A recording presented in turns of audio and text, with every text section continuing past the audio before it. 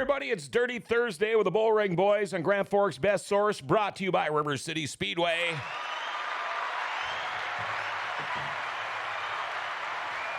Man, we got a room full again today. We're going to call it Rookie Day today, all right? We got a couple of NLRA late model rookies in the studio, John Seng and Terry Nelson. And don't forget about the other half of the Bullring Boys, Chad Hoff. Yes, How you sir. doing, man? Give me the boo one. No, shoot. You know what? And here, the other half of the Bullring Boys, Chad Hoff. Appreciate it. Thanks, guys, for coming out. Appreciate it. Is that better? You guys are amazing. How you doing, man? I'm doing great. How are you? Good. Good.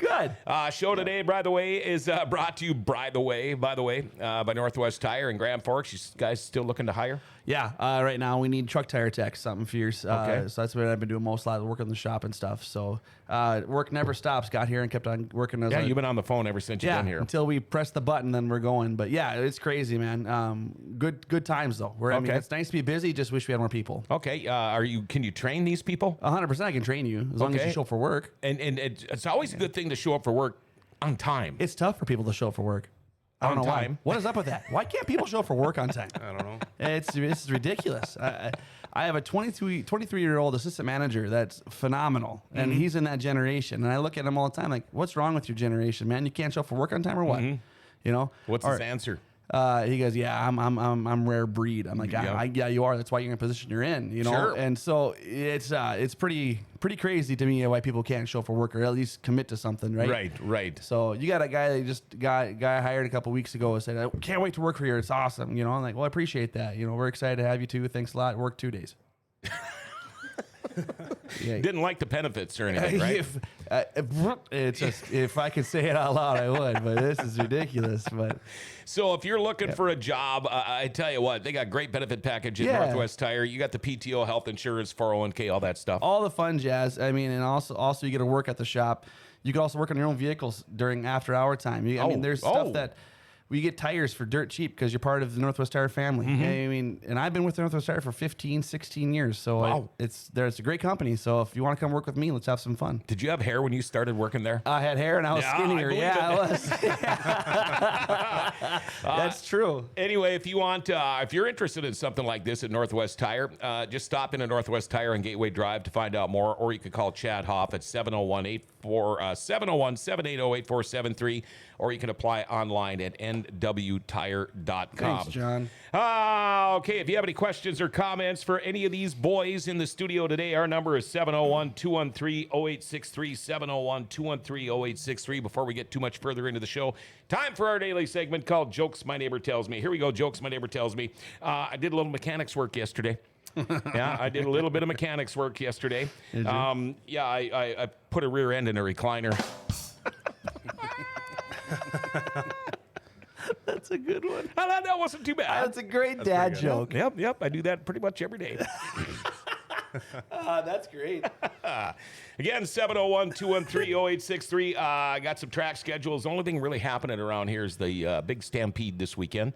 Yes. Jamestown Stampede, Friday and Saturday. What do we got going on here? Let's see. Tomorrow at 7, Saturday at 5, Bombers, Pure Stocks, INEX Legends, Slingshots, IMCA Sport Mods, Stock Cars and Modifieds, Wasota Midwest Mods, Street Stocks, and Late Models.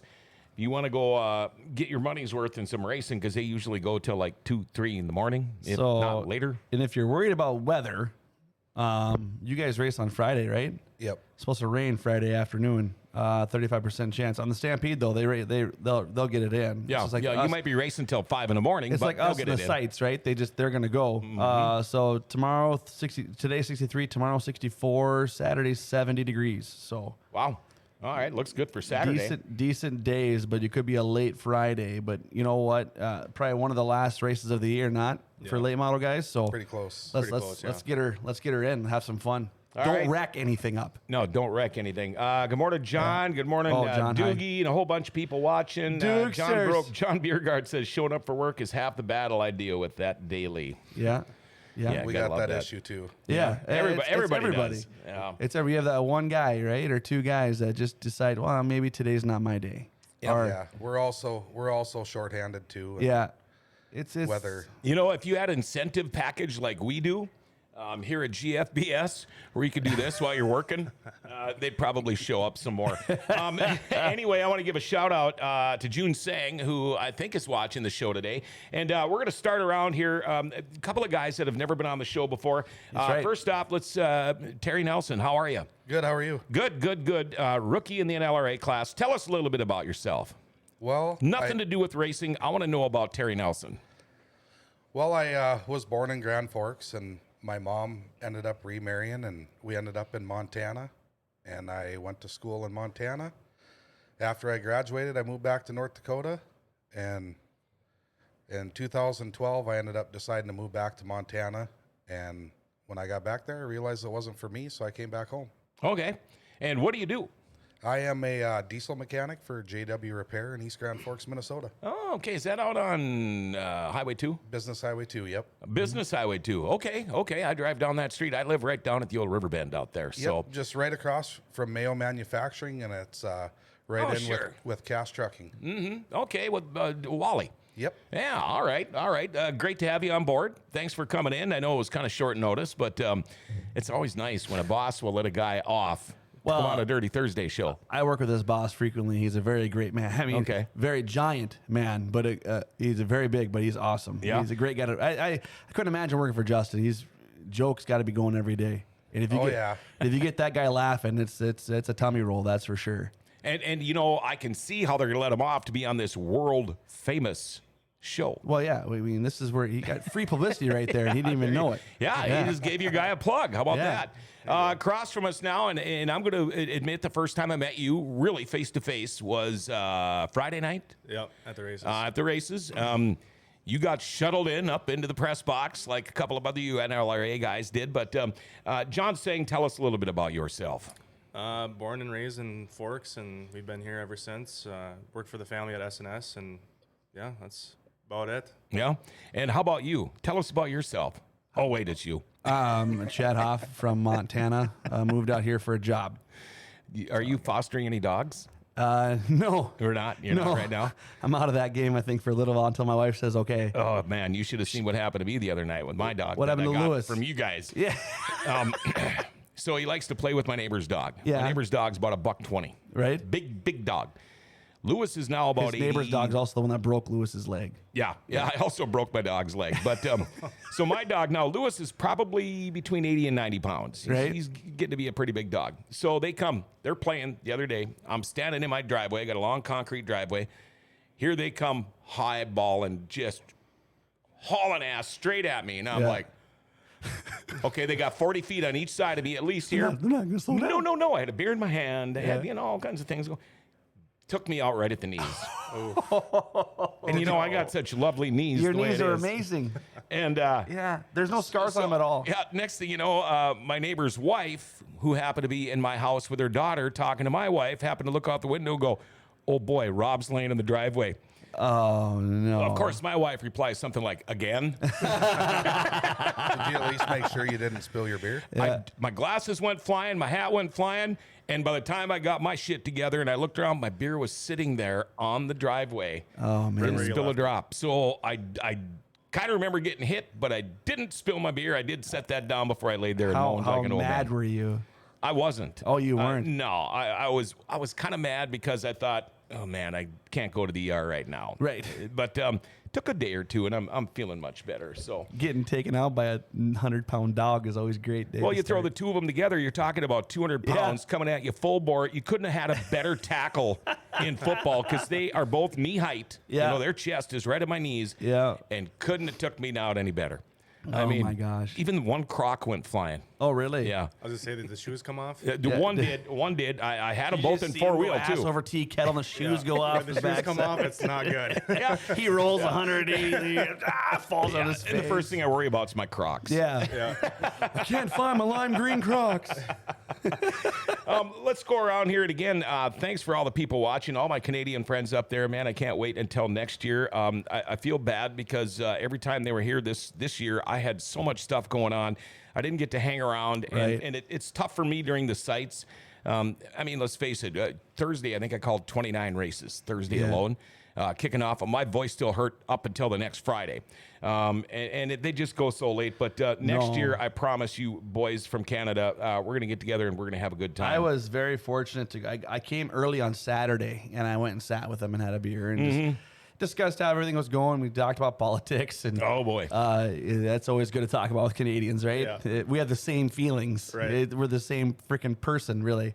And had a great time with them. I think I had 2 beers or something. Like, well, I better go back. You're getting crazy. I know. I was like, oh, I better go back and I have one more, and I'm gonna say something on the microphone that should not be said. So, yeah, and that was the big night too. So yeah, and all you got to do is mention Winnipeg Blue Bombers, and they all turn their heads. oh, yeah, they were all watching NASCAR Xfinity race, and I got there listening to it. Oh, sure, yeah, sure. Yeah, great people, awesome. They people. are. I miss those guys already, and it's just I'm so glad that they are finally coming back down to the States. I see Canada now is easing their restrictions to get across the border. I think the end of this month. Yeah, but now the United States has to do the same thing about coming back. Right. So things are looking up there. Well, I can't. I don't know if I don't want to get kicked off Facebook because I've done. We just that. got out of jail, by the way, today. So. Have you? Yeah. See, you say the wrong thing on Facebook. Yeah. But You can say anything you want about Trudeau. I don't care. President Biden, Oh, that guy? yeah, he said there's no more pandemic. There's no more all kinds of things. Yeah, he said that on 60 Minutes. No more recession. Yeah, there's no more pandemic. Well, did you hear about that 60 Minutes deal? What? And when he showed up, he goes, "How long is this show, by the way, anyway?" All right, let's go talk into these boys here. Actually, thanks to Paul, the producer, he showed me that one this morning. That was great. How did I want to start with Terry? How'd you get your start in this dirt tracking thing? Well, actually, back in 2009, 10, I ended up getting into go-karts, racing Yamahas over at the go-kart track here in town, Forks Karting Association. And I did that for a few years. I did that, actually it was 10, 11, and 12. And then I ended up moving back to Montana. And I decided I wanted to go big car racing. I was done with the little stuff. And built a street stock and ran street stock for 2013. And then in 2014, I figured those weren't fast enough, so I bought a super stock. And I did that in 2014, and then 2015, my son was born, and I was given the ultimatum at that time that with my ex-wife that it was either Ex-wife. didn't have no time or money for racing. We're gonna dive into that question later. No, I'm just kidding. I'm just kidding.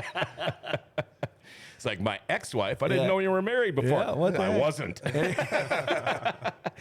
So, when you were running the super stock, was that out in Montana then? Because Yes, I that used was to at have a Electric super City stock years Speedway. ago. Okay. How was the racing out there compared to Yeah, here? where's that at? Electric City Speedway is in Great Falls, Montana. Okay. And then we had run there on Friday nights, and then Saturday nights was down in, it used to be called BMP Speedway in Billings, and now it's called Big Sky Speedway, Yep. which is, it's a good track. Electric City Speedway in Great Falls is somewhat similar to Grand Forks here, but not as up on the wheel. Not quite as racy, maybe? Yeah. Oh no, it was still racy. It just wasn't as hammered down all the time. By the way, Billings, Montana, I want to give a shout out to all my buddies out there, too. Got a bunch of cat fishermen watching, I know that. Yeah. So going from a super stock to a late model, how big of a jump was that? Well, I ended up running in 2020. We bought a B mod, Okay. so we did the B mod in 20 and 21, and it had been so long, from 2014 to 2020 since I drove, so there really wasn't. It was almost kind of starting over again. And the B mod wasn't too bad, but I tell you what, going from the B mod to a late model, that's one hell of a difference. Oh, I bet. You think you're going to be stuck in this late model now for a while? I know you're getting a new car. I always say that I miss the B mods, but we got too much going on this to just let it go right now. That's true. It's a hell of a commitment when you look at that late model. I mean, that's a lot of stuff you have in there, and it's tough to switch back and forth, I suppose. Right. Do you still have the other car? The B mod? Yeah. Nope. I sold the B mod last year to a guy in Marble, Minnesota, and I think he races Grand Rapids. Okay. Okay. All right. there you So you mentioned you were married. Yes. Now you're not. You got to make that Nope, decision. nope. I got divorced in 2019, and I since then I got remarried. Oh, okay. On March 16th. March 16th this year we got married. So Well, how about- congratulations. how about that? There we go. Now I'm taking it the new wife is a little more understanding about racing. oh, by far, by far, it doesn't matter if we have $100 in our account or what. If it's racing time, it's racing time. Oh, That's God pretty bless her. cool. Yeah. God bless her. How about that? Good for you, man. That's awesome. Yeah. Yeah. Let's go across from me now. And here we are, NLRA rookie John Seng. How are you, man? Great. How are you? Good, good, good. Tell us about yourself. We did the go-karts growing up. I think I was too young to start, but somehow we slipped through. I think you had to be like 6 or something. I was 5, but we did go-karts growing up. It was maybe the beard that threw him off. Yeah, it could have been. Yeah, we did the go-karts growing up. I really can't remember. Yeah, he's got facial hair. He's good. He's good. Yeah, he's 6. Yeah, that's for sure 6 years old. Yeah, Let's see the stubble on his face. Just get him in there, would you please? I don't want him to beat me up. Sorry, John. Go ahead. So, yeah, we did go-karts growing up. I really I can't remember years, dates, whatever, but we did them for a while. I think I got out of it maybe when I was probably around 12, 13 years old or something like that. Yeah. And it was kind of at that time where it was either keep doing go-karts a little bit longer or focus on, hockey or whatever other sports are going on, or maybe go to, get in a big car and go to the river cities. And I think I was too scared to kind of hop into I think at the time my dad was talking about a legend. Oh, And sure. Yeah. I was, at the time I was like, no way. I mean, that's too much. That's crazy. But so we quit doing go-karts for a while. And then in high school, I got into drifting quite a bit. I just kind of like one of the first movies I remember watching was a Fast and Furious movie. Oh, okay. And Yeah. so, obviously there's drifting in cars and, whatever in that. So that's kind of what I grew up watching and being around. And me and some buddies just kind of got into it and ended up buying a car my sophomore year, I think. It's a 92 Nissan 240SX. It's just a 4-cylinder rear-wheel drive car, but a really popular car for drifting. And, I mean, I look back at it now, and it was a mint car. Like, the exterior was perfect, interior was perfect. And then just tore it apart. I mean, I had that. I had a 240SX too. Did you? Yeah, it was awesome. Yeah. It was like the only four-cylinder rear-wheel drive. What year was it? Mine, I think, was a 91. 91, yeah. So was it hatchback or coupe? Yeah, it was it was a hatchback. Hatchback, yeah. Yep, with 3 12-inch kickers in the back. Yeah. Well, you got to have a hatchback. Duh. You got to have room for the kickers. Oh, they use them for rally cars now. Do they? Yeah, Yeah. because they're the only rear-wheel drive that you can get for them. So Paul would turn up the stereo and the back would pop up off the ground. Now, I want to ask you about this drifting because I know a guy out on the West Coast that does that. Sure. It's cool to watch. Yep. I would imagine it would be tougher now because I don't know what it's like trying to buy tires for those things. But in my opinion now, and I don't want to piss anybody off, but is drifting really racing? No, it's Isn't it kind of like follow the leader and see who makes the most smoke? no, it's definitely not racing, but it's definitely a motorsport, I would say. So like professional drifting is judged, which is kind of that's kind of my big iffy with it, and why I never really There got. should be no judging. yeah, how far you start the drift and how long you go into it, or professionally, it's based off of like how fast you're going. Like some of these guys enter a turn and start drifting at like 110, which I mean, there's a Crazy. wall, right? Yeah. And so it's based off of speed. What line you take. There's like a preferred line that they want you to run that looks good and shows that you can do certain things. And there's also like a follower and a leader. So depending on what you're doing, so if you're leading a run, it's based off how fast you're going, how good of a line you're running. And then the guy that's following that guy, it's based off of how close you are to that guy, how much you're mirroring him, and kind of how much you're keeping up to him. So there's definitely a lot of skill involved, and there's definitely a lot of technology that goes into it, like suspension, and stuff like that. But definitely not racing. do you think that helped into the late model? Like the know how the drift and the corners and how to take it in, like, Finding your line and all that.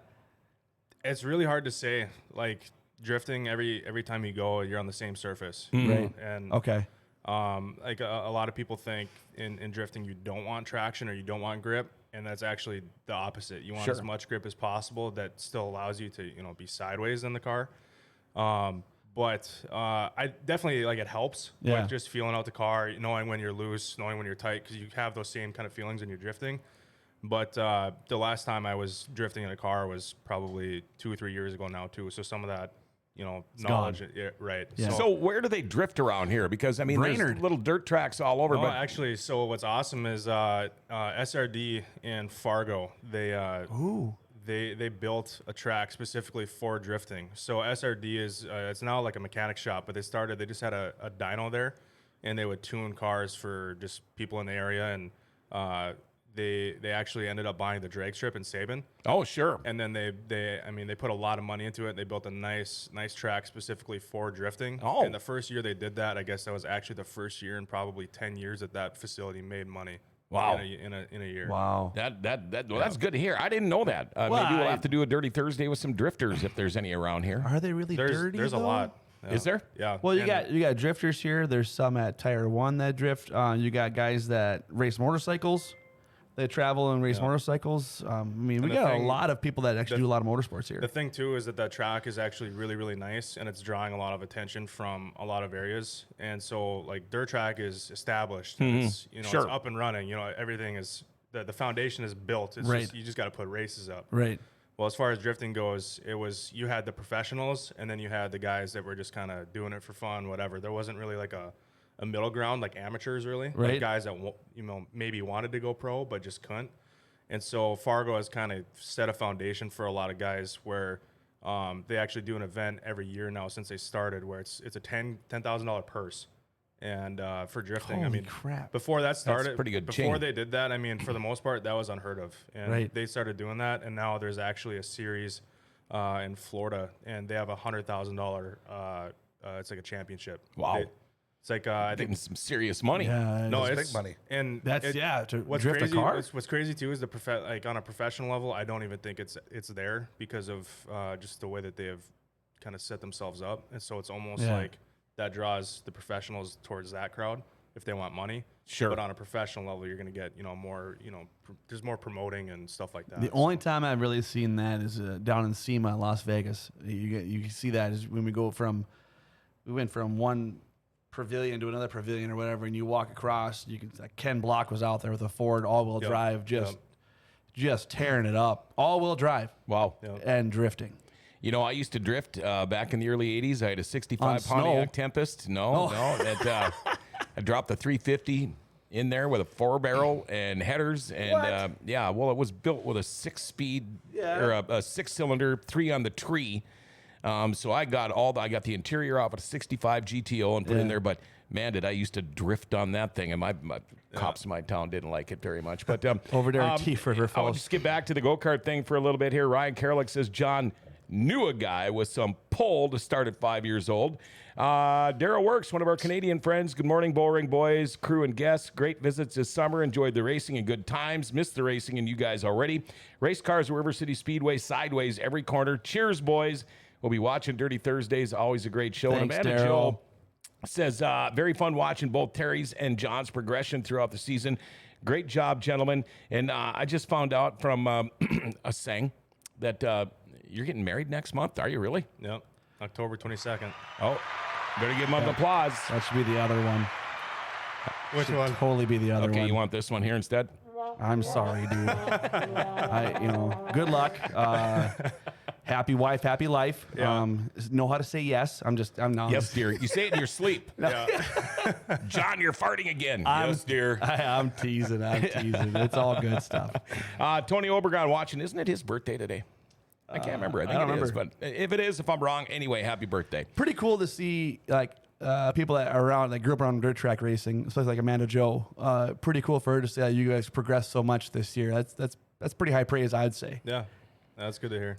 Yeah, we're running with some good guys too. Oh, yeah. There ain't no sloughs. You got guys that are legends in the class, and all champions really. and stuff to run with those is pretty well. And you guys are making headway. Oh, 100% absolutely. you are. Now, when you guys jumped into these late models, what was the biggest thing for you to learn, or the biggest thing yet for you to learn? Well, still to this day, it's keeping the foot in the throttle. It's not like a B mod where you can just dump the throttle and get back into it again.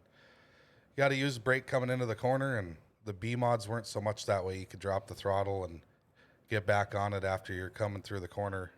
Late model's different. Yeah. How about you?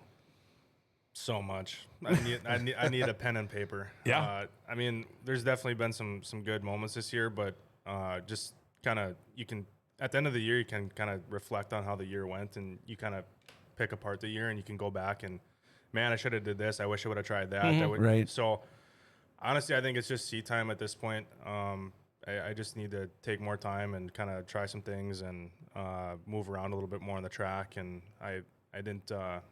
I don't know. There's just so much to learn. You know, the tracks change every lap.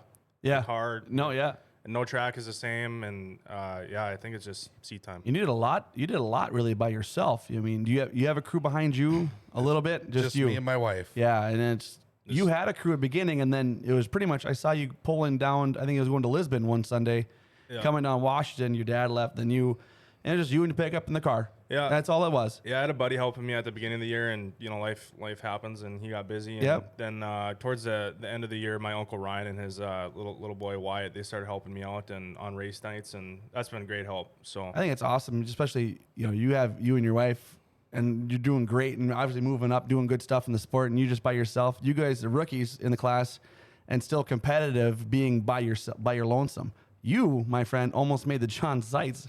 I mean, that's a pretty good high accomplishment. yeah, no, I was pretty happy about that. After that last chance race, I pulled off the track, and I mean, if it was any other night, I maybe would have been upset. But with No way you could have been. I honestly, I can look at it now, and I mean, I couldn't have drove that car any harder. Otherwise, I would have been way out of my bounds or whatever. And you know, it is what it is. We almost made it. Yeah, Always next year. one position Yep. is all it was. One position, and you were crawling on that one too. Yep. Knowing the amount of cars we had, Yeah. oh, amazing. And I saw major progression with you two guys, and I really noticed it during the John Seitz this year. Just because we saw more laps. Right. It was just more laps. Would you? Yeah, it was pretty cool. That just to have these guys rookie. I'm still astonished. You know, they're by themselves. know. They don't have a, you know, They don't have Tom Corker knows what to do and how to adjust and everything like that. So you guys are brand new. You don't even really know what's going on in a late model, really, because you were from the B mod to this, and it's you and your wife working at it. That's freaking cool. That's pretty amazing stuff. And obviously you have a little bit of a background, right? But yet it's two different race teams. Sure. So you're still by yourself trying to figure out, because your dad's not driving your car, you're driving it. So you got to figure out where to adjust. I mean, and for the progression these guys made, that's cool. That's cool. Now, is your wife a motorhead? Well, she wasn't before, but I'd say she's pretty damn close now. Yeah. Can you give her a job and say, hey, honey, I really need this done? Can you do it? Yeah, she pretty much does anything if I need something done, whether it's even running trips to Fargo to get parts or tires or whatever. Oh, you got a good one, man. Yes. You better hold on to that one. A couple of more sure. people texting in. Yeah, it is Tony Obregon's birthday. Happy birthday, Tony. I thought it was. Greg Freestead, is John a twin brother of Miles Montplacer from You Betcha? Actually, I've gotten that a few times, actually. Pretty damn close. That would be damn better, because they always say that I'm one of the guys from Just Us or Just for Us or something on NBC. yeah. He gets a cool doppelganger, and I'm a freaking See, I love thought machine I guy thought you on- looked like the guy that was at NASCAR comedy show that was on here not long ago. what's that? Bald and fat? I wasn't going to say that. Well, Was that the one on Netflix? Yeah, it might have been. Oh, It was a With, guy that's... Kevin James? Yeah, Kevin James. Yeah, the King of Queens. Yeah, 100%. I got to come into him too. Yeah, for sure. Have you ever seen Yeah, that show? Paul Blart Mall Cop. Yeah, fat diabetic guy. Yeah, me. Yeah. You brought it to that point, not me. Brina Seng says, I have to be on that show now. Should we bring her on one of these days? Might as well. John's like, if you want to. Yeah, you might need to have her sign a waiver before she gets here. We could do that. I want to go through a couple of more questions here. Amanda Joe, John, do you feel pressure to live up to the Seng racing name? I don't know. Yes and no.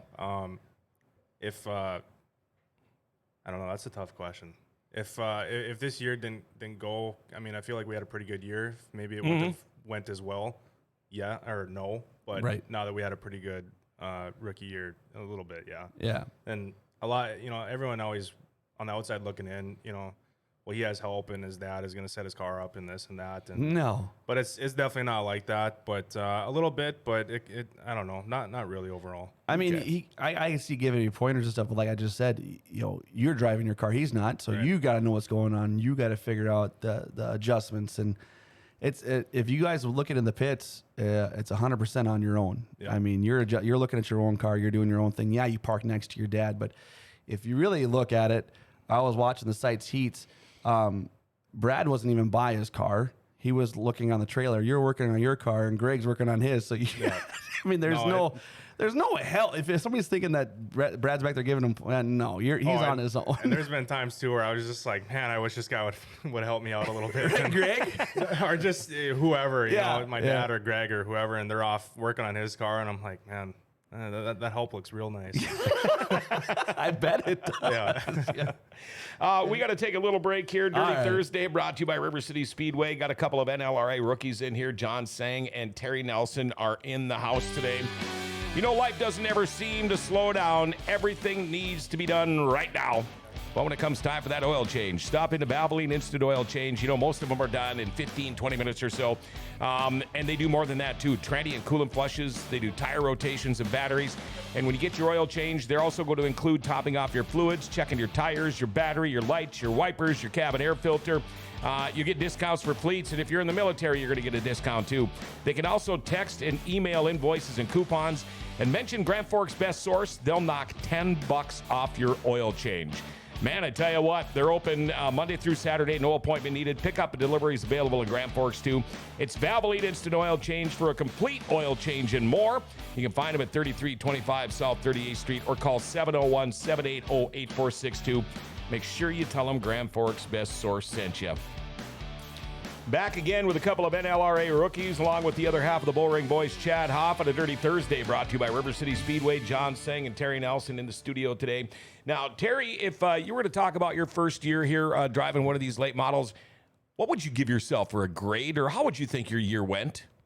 Well, I'm a little harder on myself than most people say I should be. I'm still right at that 5, 6, 7, right in there.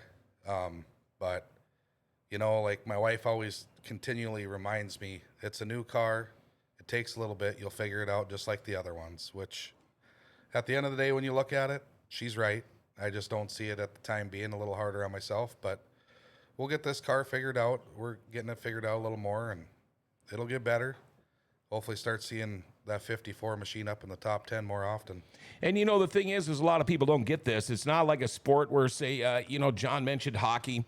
Or basketball or anything. You can go practice that stuff in the driveway. You can find an outdoor rink. You can't just go jump at a late model and practice. Yeah, when you're sitting it doesn't work that way. When you're in January, you're like, God, I really want to go racing. I probably should go put some laps on. And Terry's like, well, let's go out to the tundra. You can't do that. So like John said too, it's just seat time is what it needs. And it is tough, especially when you're hard on yourself, to sit back and have somebody give you criticism because you could do better. But in the meantime, they're the ones watching how you enter the corner and stuff, and they give you pointers on who else is entering in. And so, believe it or not, she'll probably be your best crew chief, because as long as you can listen, that's the question, right? But then the pointers will come. I think it's cool that you guys have that bond. That's pretty neat stuff that you have. My wife does not like dirt track racing, so I'm kind of on my own on that side of things, and she's very supportive on letting me go do my thing. You're just getting married, so hopefully she's, on that side of things too. Yep. My son, I take him as much as I can, because I need somebody else on my side. Yeah, exactly. But my wife used to be that way, but now that she started going to the track with me, she's starting to get into it. Now she's starting to know who people are, and I want to give a shout out to everybody. So that's cool, by the way. So good. Yeah, that's awesome. That's awesome. Yeah, she videos them too, so I can watch and critique and see what the car does when it's coming in the corner, more so of what I feel. And a lot of times I feel what it shows. Yeah. But there's some times where it's like, hey, you know what? I should have went the other way instead of this way. Right. It's a learning curve, man. Or somebody running a different line, or how the track changed throughout that heat race. We talked about even those features at 25 laps, 20 laps. That track's going to change for those 25 laps, and it's trying to find the right line. And maybe, oh geez, I do see a little darker down there. There's a little moisture there. I probably should have went down that. Or those things it's all adjustments, right? I mean, and it's seat time, and seat time is huge. Seat time is so big. So that's why if you get to practice, you can practice. But it's just so neat that when it comes to racing, you guys are all you're in. When we walk in here, you guys are talking about what other races are left for this year, who's racing when, and so it's pretty cool to listen to that. You guys are still hungry for it yet. We have got more people texting us today than we've had in a long time. In fact, somebody wants to get the whole Seng family on the show. We will be doing some family shows. Maybe we'll try to work on that. Maybe we should do that at the shop. Yeah. Oh, that'd be fun. June, she figured out how to watch the show. Good morning. Amanda Joe, what I appreciate about these two rookies is the fact that they went everywhere, tried so many different tracks. That is impressive. Greg says, God, what am I going to do on Friday nights if the idea of racing to play cards is not appealing? Travis Strandell, I know what it's like being a rookie, and it's tough. Terry and John did a great job. We're fun to watch. Congrats to them on a good year. It was really fun watching both of you in the rookie season. Thank you, John, and thank you for all the people that are texting and calling in. Now, we look at NLRA points, and, okay, Amanda Joe made the fact or the comment that you didn't miss many races. But when you look at it, Terry, you finished 10th in points. John, I believe you finished 13th in points. That's nothing to shake your head at. I mean, if you can finish in the top 10, the top 15, because like you had mentioned, there's a lot of guys that really know what the hell they're doing here. And to finish that good, pretty impressive for the first year. Yeah, that was, my goal at the beginning of the year was to finish in the top 10, which, I mean, to finish in the top 10 in the NLRA is a pretty big deal, and I know I was setting my stakes a little high on that and wasn't quite sure if I was going to make it or not, but it was a goal we had set. I like to have goals that are a little bit harder to reach because it makes you drive that much harder to get there. And when you reach that goal, then you got to set another one that's a little bit further out than maybe what you can take. But if you don't set them farther, you're never going to strive to get Sure, to you're them. just going to be stuck in a rut. Yep. So goals for next year? Well, goals for next year, we're looking at getting a new car. So with that being said, I mean, I do expect to be in the top 10 in points again and get some top 10s and top 5s and have a little bit more consistent runs and see what this old right foot can do. All right. And now when we Right, John, about your year finishing 13th in points, had a great end of the year run there, the John Sites. And I shouldn't say end of the year because I think you guys might be running some more. But what are your thoughts for the year? Yeah, I mean, it was I guess for myself, I mean, it went about how I wanted it to go. We definitely could have done better in some places, but did well in other places.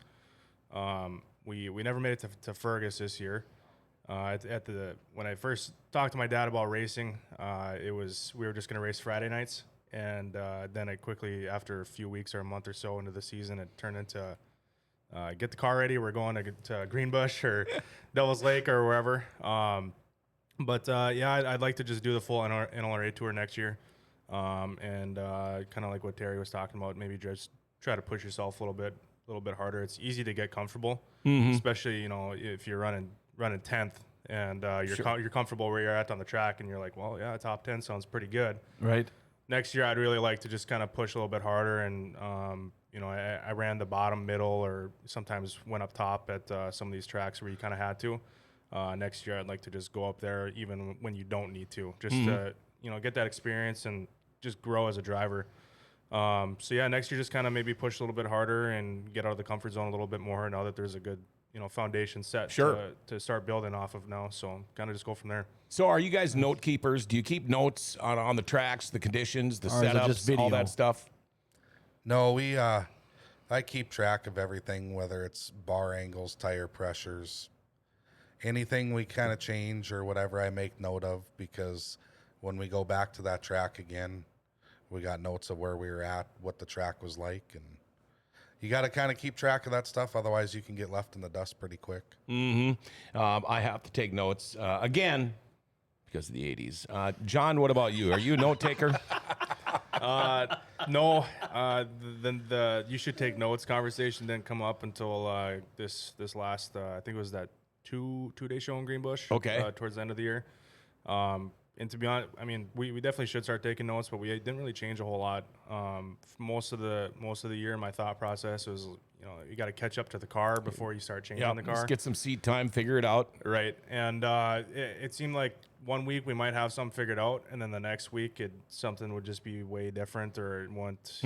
Like we talked about, the tracks are never the same. So we'll probably start taking a lot of notes next year, but I think this year was more so just kind of learning what the car is capable of and how hard you can push yourself and stuff like that. So I've seen the World of Outlaw guys here several times now, and each one of them has a notebook. Yeah, they have a notebook of each track, what setup it was, what year did it work.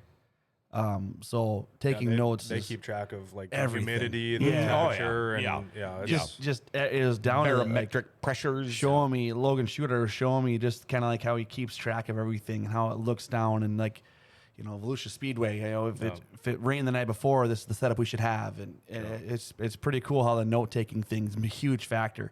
We're going to school and we hate taking notes in high school and crap. We just, in college, hated it. Now you take notes on your daily life. Yep. I guess teachers weren't wrong. Yeah, exactly. I'm trying to do this in like groups of 5 because we've got so many people texting us today. But Jenny Barnes says, Terry, my daughter likes your car. The color's in the star. Craig, Doogie Hauser, by the way, Chad, the beer you said you'd come back and have with me is still sitting in the infield. Yeah. Well, probably not, because Tommy might have got it by now. But no, I don't think Tommy drinks anymore. No. Love the notes, Ryan Scott. John Biergard got some free combo cards for you guys, and also have free breakfast burrito coupon cards. I'll drop them by after the show from Taco John's, of course. Thank you, John Biergard. So, okay, hold on. I got to defend myself here. Okay. Doogie we're there, and he's like, hey, come down and have a beer with me before we're all shut down and stuff. Like, yeah, I'll be right back. I'm going to go drop off. I had Dusa with me. I was going to go drop him off. I'll swing right back up. And all of a sudden, I got torn into this conversation and torn into this conversation. And all of a sudden, now Dob Meyer's sitting at the weigh scale. He's petitioning to go. But I'm like, well, I got to see how this thing plays out. Yeah. I'm not leaving. What the hell? So you get Lon and Mike come up and like, we need just the drivers and everybody else get out of here. And they're talking it over. And I got caught up in all that. Yeah. Totally spaced out about going and having a beer. Craig said, Doogie says it's still there last night. I made sure. I wasn't. I wasn't going to open up that can of worms from Friday night. Right. Okay, so we were having issues up in the box, up in the booth. Yeah, you were. Our timing and everything, I didn't have any. I was using Heather's phone until I ran that out of juice. So then I just kind of squeezed over and brought the microphone over by Lon, our competition director, and I was watching his computer. So I'm watching this race, and from what I saw, I thought Dob Meyer had got him by just a little bit. Right. So then you look over at the live timing, and it says, no, Jade Hastings won. Yep. Okay, so you go down there, do the interview, track champion, blah, blah, blah, all that stuff. Well, then as soon as we're done and I wrap it up and I'm wrapping up my gear, Lon's phone starts ringing. Well, then I knew something was coming up or something was going on. So I go down to my truck. I'd get in my truck and I drive to the pits, and I'm going to walk into the pits. And I just happened to catch you as you were coming out. Yeah. And you said something to the fact of, I don't know if you want to go in there. It's kind of a shit show right now. And I'm like, what are you talking about? They gave the win to Dobmeyer, and I went, oh, boy. Yeah. So I went down, and, of course, I stopped by Wade Nygaard's trailer first because Wade is so gracious with his bush lights, and thank you very much, Wade. Yeah. Then I went down and talked to Dobmeyer, asked me what I thought, told him what I thought. Then I went and talked to Jade. Yep. And Jade says, what do you think? What'd you see? And I said, I thought he had you by this much. And he was fine with that.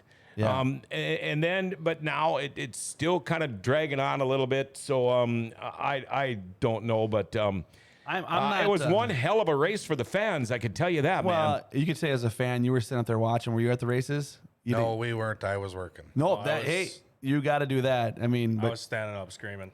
Were you screaming? Yeah. I mean, he's a Hastings fan. Well, he likes. They're good buddies. We were up in the booth, and we were a few. Yeah. Beers deep. I can hear you guys through my headphones. Did two you booths away? So since we're opening up the can of worms, it's already open and spilling over the table. Did you see the replays at all? Yes, I did. So the way they came around the corner, Jade went on the bottom. They split Jordan Graham. He was the pretty much Oreo in the center of the sandwich. Yeah. And Dobmeyer and him side by side. At the stripe down below, it looked like Dobmeyer had him by a bumper. That's what it looked like to us. But then I went down and looked at my race pass. It was on there because we didn't have live timing because that was messed up somehow. And it said Hastings won by .009. Yep. And I was like, oh, well, okay. That should be cut and dry. Yeah, it should be right there, easy peasy. Okay, and now I got my questions ready. And as a rookie announcer, I call myself still because I'm not in it long enough yet. I claimed him as the track champion and, congratulated him on all that stuff. I would have done the same thing. And then at the end of the day, he's not. Yeah. But, hats off to River City Speedway trying to get it right. Sure. I got to go back and look at the video, and they posted on Facebook on the video, and they slowed it down. And when they slow it down, you can definitely see that black machine, the 13 is definitely like just a bumper in front. But I don't know. I don't know. It's a tough question because where do you put your transponders? I think that's where it ends. Is just I don't know. Yeah. I mean, aren't they all supposed to be in the same spot? In some, but in the B mod, are they all in the same spot? Can you announce for that? Well, they're still supposed to be on the back of the mid plate. Okay. So I mean, now let's just not everybody's going to be pulling the rules. We know that everybody's trying to push a little edge every so often, and if you don't try to push the edge, then you're just content with running last. So you got to push the edge a little bit.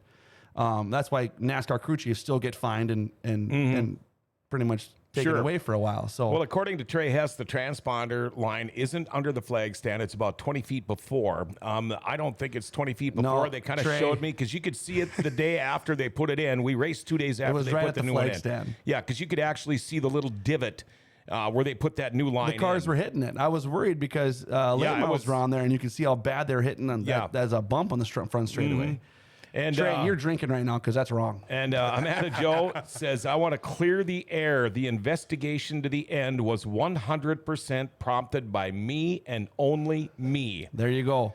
So and she's thank you for doing that. She's a NOSA official, and she was down there as well. And we were both looking at, we were checking at the phones and stuff, and she showed, she was on it, right now, because I think she kind of knew something was going to. Yeah. I mean, Amanda's that way. I mean, she's super. Spot on. Travis Strandell sprint car transponders are mounted on the very front of the car, right in the front of the front axle. And June Anderson saying, June, I'm so appreciative of the Wayne Anderson Cup. Miss my brother.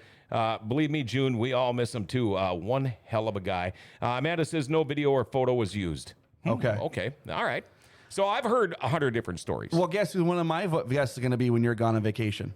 Probably Amanda Joe. You got it. Yeah, yep. you take the easy way out. I'm just gonna message her. I'm gonna have her. I'm gonna bring Mike and Dan up and have the flagman on one day. We'll discuss some issues. All right. Just don't leave the racer wives alone though, because we're gonna have fun with that when I get back. Oh, okay. You got it. Yeah. I wanted to ask you guys. It might not be. It's probably a little more obvious with you, John, but I wanted to ask you and Terry, and I'll talk with you first. How did you come up with your number? Well, actually, 54 was my high school football number. Okay. So, and then this year we did something different. We added a star in the 4 for 2 reasons. One is my uncle is Howie Schill. Oh, okay. And so that gave the star for Howie. And then also, when we go to some of these other shows, like if we go down to Ogilvie later on this fall, there might be another number 54 down there. So you put the star in there. And I don't like taping a letter on or anything else, so I figured to put the star in the 4. And yeah, nothing worse than a electrical tape X ghetto looking number on a nice looking car. Right. Yeah, and when we talked to John, I think it's a little more obvious how you got your number, 21. Yep. I'm guessing it's the opposite of Brad's. Yep. Is it a number you wanted? Let's put him on the spot right now. Maybe you wanted number like 649 or something. No, I didn't have a number. I remember this this story. We were at Paradiso. It was me, my mom, and him, and we were just sitting there coming up with a number. And I think it was my mom that said, "Well, how about 21? Flip 12." Sure. That's it. That was the go-kart number, and that's the late model number now. And I use that number for everything. If somebody really wanted to hack me, they could probably get everything from me because that's in every password. You know. Now here's the thing. I mean, there's more to it than that, but that number's and everything. I only got 21. That number's the same. 21. That number's the same with me. I could get hacked too because there's a easily. lot of 21s in mine. Yeah.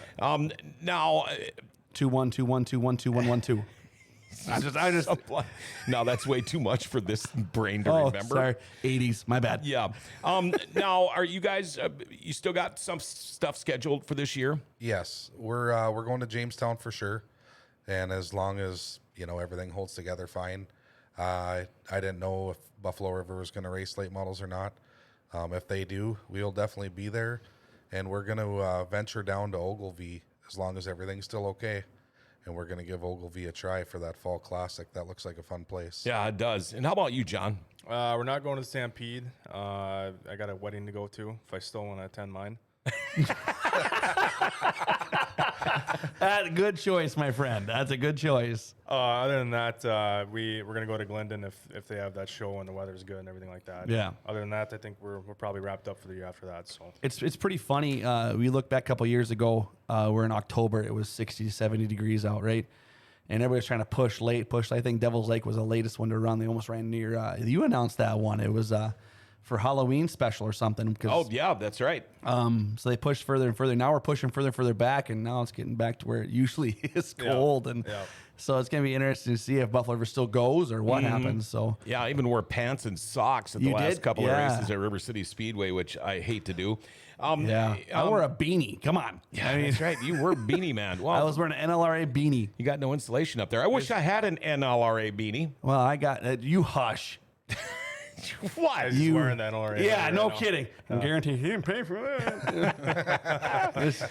That's why you go to the end of the season party for all the employees at River City Speedway. Or you get really cold and you just go give the puppy dog look to Lori Conzi. Lori, I'm so cold. So go get a sweatshirt. I was doing the intermission at one of the sites. I think it was Friday night. I was doing the intermission, and I was up there, and Scotty Iverson comes, looks at me, goes, "You cold?" I said, "I'm freaking freezing, man. I got just a light jacket on." I figured, I put my GFBS sweatshirt on. I had that. That's all I had. I didn't bring gloves. I was wearing shorts still, and he's like, "Okay, all right." And so after we get done with the intermission, he comes and gives me a beanie. It's NLR. I'm like, perfect. Oh gosh, that would have been nice. Oh, it was awesome. I could so sport a beanie. Shut up. What? Yeah. By the way, I have it's an inside joke story between us two. I have 5 of these NLRA sweatshirts. See, here we go. It's already going. And then We still got some of those 54 beanies left. yeah. Oh, do you? Yeah, I was going to bring one and I forgot. Oh gosh, bring 2, then we can hang one up there. That'd be the first beanie on the wall.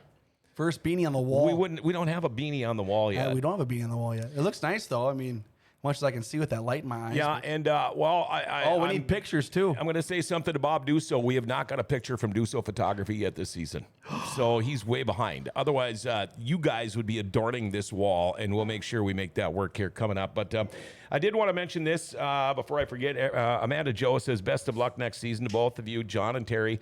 John and Chad, thanks for a phenomenal season at River City Speedway. I appreciate both of you so much. And Amanda Joe, you know how much we appreciate you. She wrote most Thursdays. I'm texting her with stupid questions. So her Amanda Dirt Life, the thing she does for NOSA magazine. I teared up at her reading that. I'm an emotional guy. I'm a fat emotional man.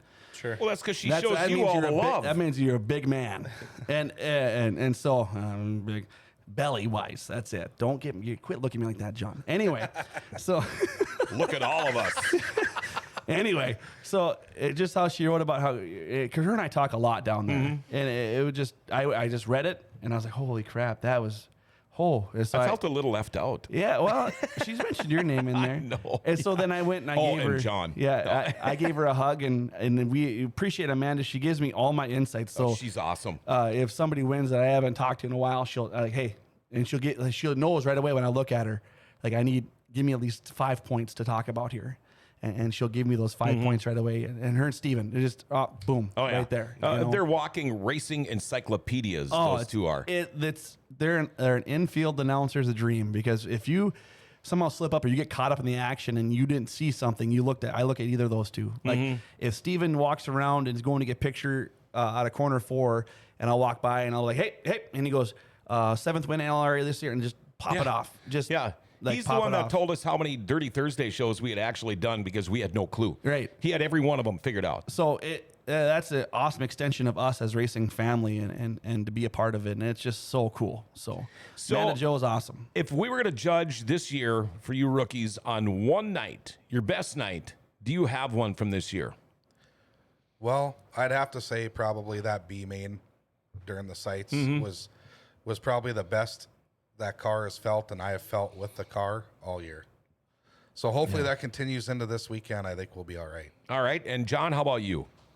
I'd either have to say the last chance race at the sites or the Devil's Lake Golden Hammer feature. That was easily the longest feature I've ran, and there's been a few features where you're 15 laps in and you're looking at the Scoreboard, the lap counter one and like how many you got left. And I remember we were coming around and there was a yellow, and they said how many laps we had left, and I remember thinking like, we just got a whole nother feature to go.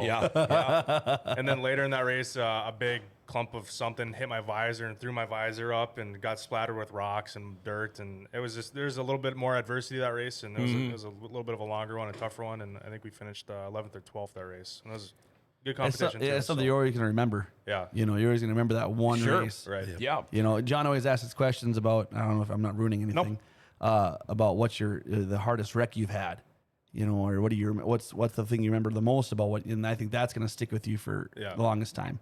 The star, that's coming pretty cool on some posts that people are talking about. Stars are cool. Yeah. They like it. And they like it. Not only what it represents, but everybody uses a star. Yeah, I know Blaine, or my little man, he races go-karts. He's got Blaine Barnes. Yeah. Blaine Barnes, yep. Love that kid. He's a great kid. Comes and gives me a hug. He's just an amazing kid, an amazing family. And he has a star. So I bet you his mom and dad are listening. They watch too, you know, and the stars are pretty cool. No matter what it represents, it could be totally different per team, right? But it's something different. Yeah, I'm still getting over Richard Barnes' birthday. Are you? Well, it was just another reason. But I mean, I drank too. I went right behind him at the Demolition Derby. It was his birthday out there. I had a birthday party for him on Saturday. And he was talking, and Jenny waved at me, and I walked right behind Richard, and I just juggled his side. He's like, whoa! And like, yeah, happy birthday. That's what you kids are calling it nowadays. Yeah, that's what we do now. Yeah. Jenny says they all are recovering. Billy Schletter says, hello, John and Chad. Thank you for the fun race season. Hell, everyone else. Yeah, no problem, Billy. Well, you know, the thing is that this show still goes through the winter, so don't think that we're done either. No, we got a long way to go. John, I've been itching to ask you this. Oh, gosh. Okay, say we come down to the last lap. We're in an A-main feature race. You know I this think question. you know where I'm coming.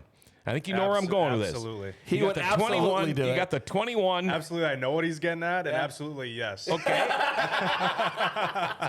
So we got the 21 on the bottom, the 12 on the outside. Coming out of turn number 4, you got a chance to maybe trade a little paint. Are you going to trade paint with that 12? Absolutely. Would he do the same to you? Oh my, he'd do it before I'd do it to him. It's funny. That's a great question. We've had a few conversations, and Em and I have actually had a couple races to race against each other. And in one of them, we were coming out of turn 4, and the wall was coming up quick, and I had room for a little bit, and then. And I was on the outside of him, and I think I maybe had him by a little bit, and then he pushed me up to the wall, and if I went to let out, we would have been having a conversation in the pits. I probably would have been my fault.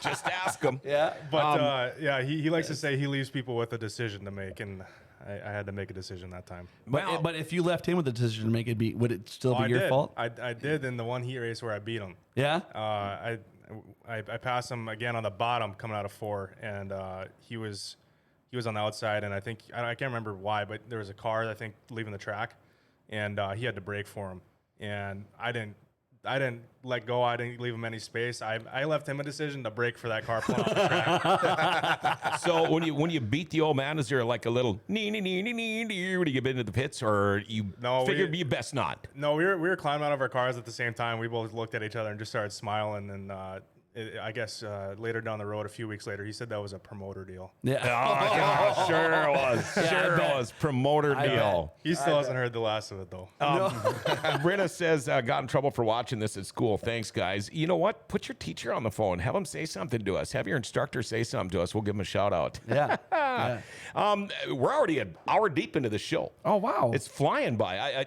That means it's a good one. Yeah. Just so you guys know, that's a good. That means it's a good one. That means it's a good one. Now, I don't know if you guys brought any notes, but you know how this show works. You got sponsors to thank. Here's your chance. Yes, I do. Hopefully, if you want them back next year. Yes, and we're always looking for more too, but you always got to be thankful for each and every person that helps. And my wife's a big supporter, and she also owns her own cleaning business, Forks Cleaning Solutions. Oh, okay. So if anybody's needing any houses cleaned, apartment complexes, trucks, cars, boats, she can do it all. Oh, boats. I need my boat cleaned. She actually just did a boat and a pontoon for Wally Cash. So Oh, okay. little trickier than what she's used to, but she does a hell of a job. And Good. then got Justin Olson, JW Repair. He's been with me for 3 years now, and he's a hell of a supporter too. And then we got MJ Schneider Transport, Forks Radiator, Mark Dobmeyer. Appreciate it. Navasic Honey Farms out of Greenbush, Minnesota. Ronnie Navasic runs a B mod, one of the Dustin Strand Millennium cars. And then I just started doing my oil thing this year on the side. It's called On Point Synthetics, selling AMS oil. And who else am I forgetting? Oh, sorry, Ricky Spicer, R&R Oh, Sand and God. Gravel. Yeah, don't leave Ricky out. Yeah. No, can't forget Ricky. And of course, Grandpa Schill, Harold Schill, he built our power plant, so Papa Schill race engines. There you go. All right, John, how about you, man? Yeah, we got probably a lot more sponsors than I anticipated to get for the first year. Which Saw him is dig off the awesome. phone. But yeah, we got Bronze Quality Auto Service. I've kind of known some of those guys over there for the last few years now, and they're great people and they do great work. And when I started this deal, I wanted to make sure that the names we put on the car are names that I could get behind and really have no problem telling anybody to go to them for whatever you need, because Right. I know they're going to take care of you. So Bronze is great for that. Charlie's Public House, the old Charlie Brown's. Yeah. Oh, sure. Yep. Over the winter, some buddies and I, we frequented the office quite a bit and found out that the owners actually bought Charlie Brown's and started doing some renovations. So we got them over there. Valley Mars, they're off 32nd there. They do they specialize in exterior detailing, like touching up paint and correcting it and stuff like that. Absolute Glass, they come on at the end of the year. Chris with them, they're awesome. Darcy's Cafe, Bob's Oil off Gateway and Washington there. Vital Nutrition, Dale Brewski Trucking. They've sponsored my go-kart. They've been with us literally forever. Lights Out Tinting and Detailing in East Grand Forks. They're great. Integrated Steel, Custom Stripes, S&S. What else we got here? Enos Express. That's a coworker of mine.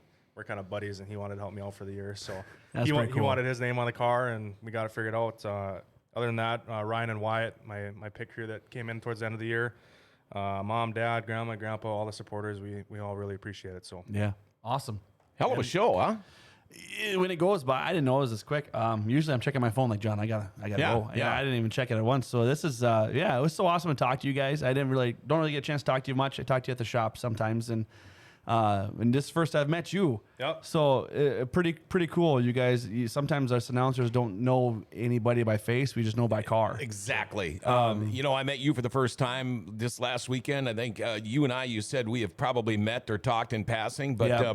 it's hard to keep track. No, 100%. It's hard to keep track, and it's like, well, what car you drive? Okay, yeah, I know who you are now. You know what I mean? So that's what this show is nice for us, just to get to see faces, and so then we put face to the car, and it's. And then we can go joke with you now in the pits. Yeah, if you and mess it's just up. more people That's all I'm gonna do. Yeah, and that's exactly it too, because it's now when I make it into the pits every year, I stop more and more Yeah. in the pits before the races Yeah. because you actually get to meet more and more of these people. So that makes it fun, So like you said, to put a stop face to the car. Yeah, I stop before too. I don't stop. You stop after. I don't. No, I stop after. before. You do after too. I think maybe twice this year. If I do, I'm not getting out of there. Yeah, that's just it. Yeah. It's too late for me. Yeah, I gotta. You got. We're getting old, guys. We hear all the stories about the partying at the John sites all 3 nights, and I can never make it up. No, I mean, I know. If I could, I wouldn't be able to talk, and that's no fun. So, yeah. Unfortunately, us to party, we'd have to have a voice the next day. Yeah. And it usually doesn't happen that well. It's a different breed of people that are up there and don't go to sleep. Yeah. And how they do it. I think we had what do we have guys in here? We talked to them. Oh yeah, they said they'd went to bed at 5 o'clock in the morning. 5 a.m. I talked to them at like 9 a.m. Yeah, that's not even bad.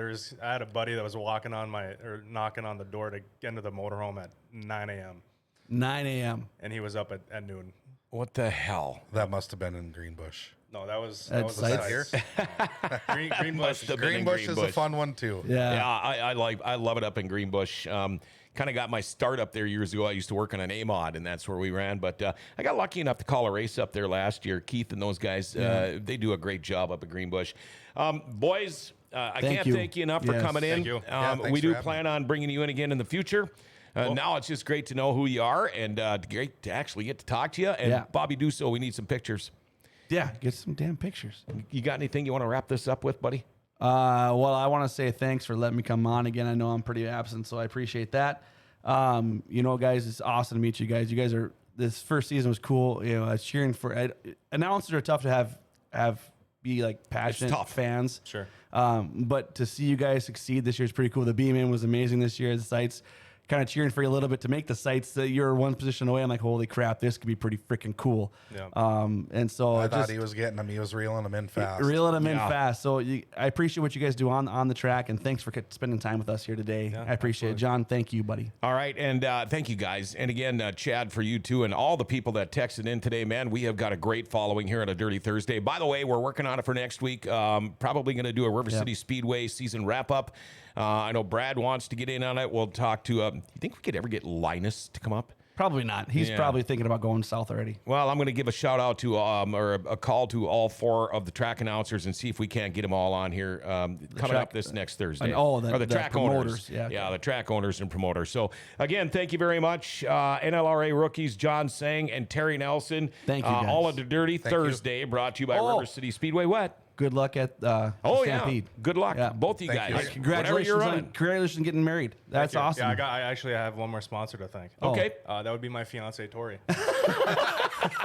Save the best for last. Yeah, we had a bit of a lifestyle change with the racing deal, and she handled it great, and she was awesome to kind of deal with everything that involves racing. So hold on to her, man. Yeah, hold on to her, and don't wreck too much stuff. Do what we can. Or if you do, don't tell her how much it costs to replace it. It's just not a guarantee. How about Jade Embry?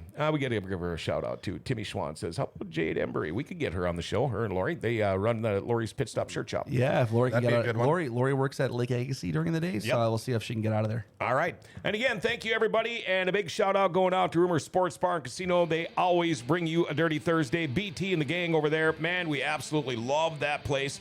By the way, Sports Card Memorabilia Show and the Rumors High Roller Poker Tournament is coming up this Saturday. That's the 24th. Head on into Rumors if you want to find out more about it. And while you're there, you might as well grab yourself a beer 9. Even try the world-famous beer tower.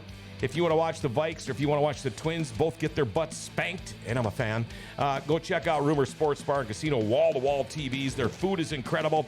Just a great place to go hang around. Rumor Sports Bar and Casino, all one of our sponsors here tonight, along with others, or today with this Dirty Thursday brought to you by River City Speedway. Hey, don't forget tonight, Monty, Bill, and the rest of the gang have the best forking sports arena show at 6:30. And I tell you what, after everything that's happened in the last week in the sports world, they have got a ton of things to talk about. I'll catch you in the morning. Hey, and enjoy your first day of autumn. First day of fall already. Hey, everybody, remember to like, share, tag, and follow us. Hit that notification bell on your smartphone. Become a patron on Podbean. A chance to win a bunch of really cool stuff. Grand Forks, awesome place. Grand Forks' best source is giving it an identity again.